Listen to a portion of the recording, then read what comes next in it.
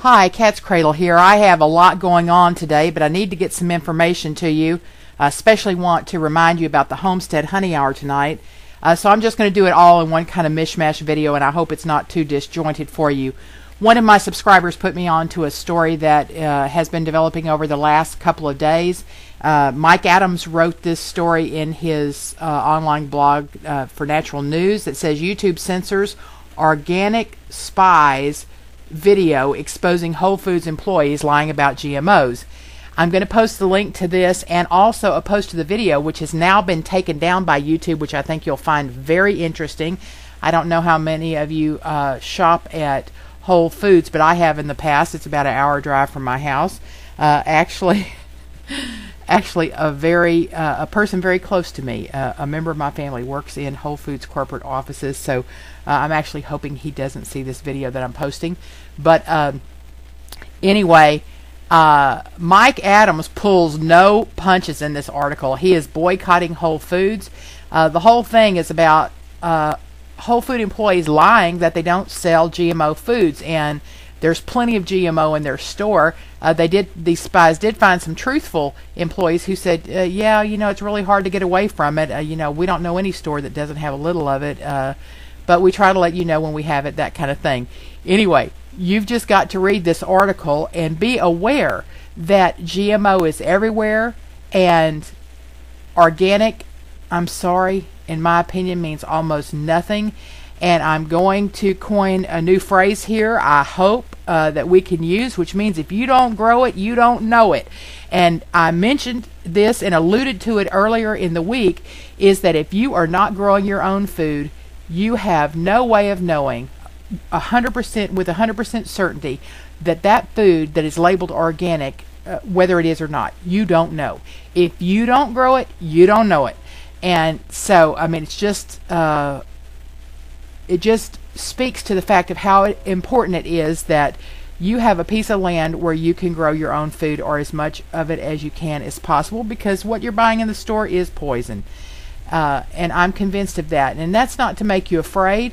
It's just to make you aware and to be sensitive and to try to do the best you can to grow as much as you can on your own. I hope you put yourself in a position to be able to do that.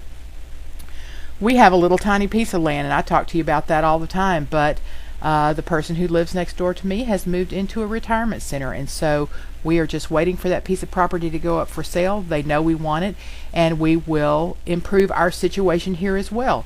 We already have fruit trees planted on his property, an agreement we made with him last year, and so, I mean, it just makes sense that we would be able to tear down the house, which is old, and go ahead and have more land to grow our own food on.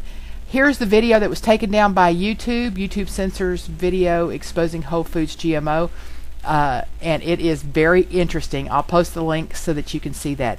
Come to the Homestead Honey Hour show tonight if you can at prepperbroadcasting.com. We'll be there at 8 o'clock Central.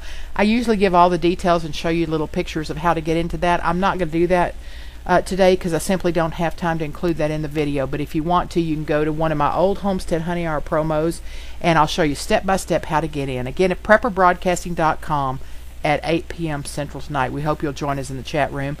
I'm going to talk about lots of things, probably the world situation first of all, and then I'm going to talk about things that you might not have thought of that you absolutely must have as a prepper.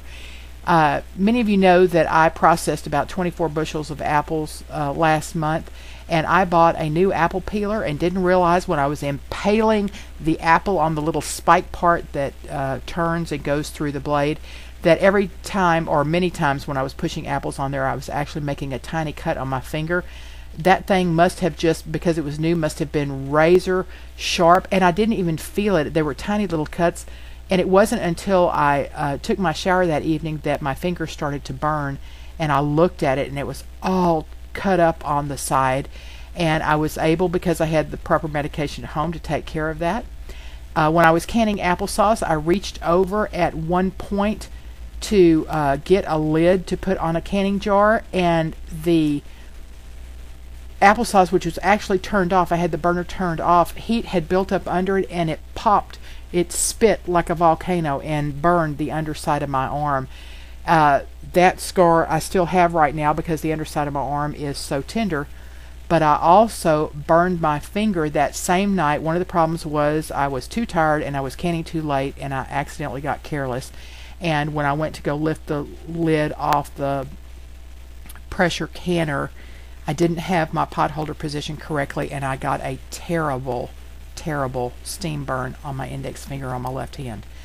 And this was no joking matter. It was a bad thing. And when I'm telling you it was on fire for hours, usually when you get a burn, I can put ice on it and it hurts for 30 minutes or so, and then it kind of calms down. This finger was on fire for hours.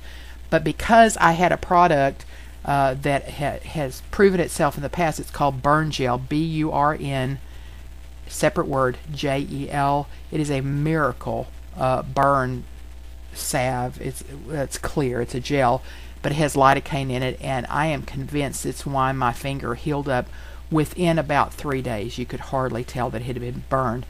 But we're going to talk about things like that tonight, things you absolutely need to have on hand to be able to take care of yourself and your family in the event you can't go to the store and buy things. I hope you'll come join us. It promises to be a good show. I just sent her an email and she said okay. I invited Noreen to come on the air with me, so we'll both be on tonight. And I really appreciate you so much watching my videos. I appreciate all your good comments.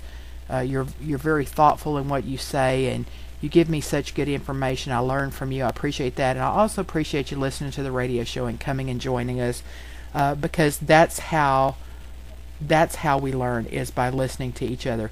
Anyway, I'm going to cut this short now and hope to see you tonight, and I'll post the links for the Whole Foods expose below. Anyway, that's all for now, and until next time, this is Cat's Cradle.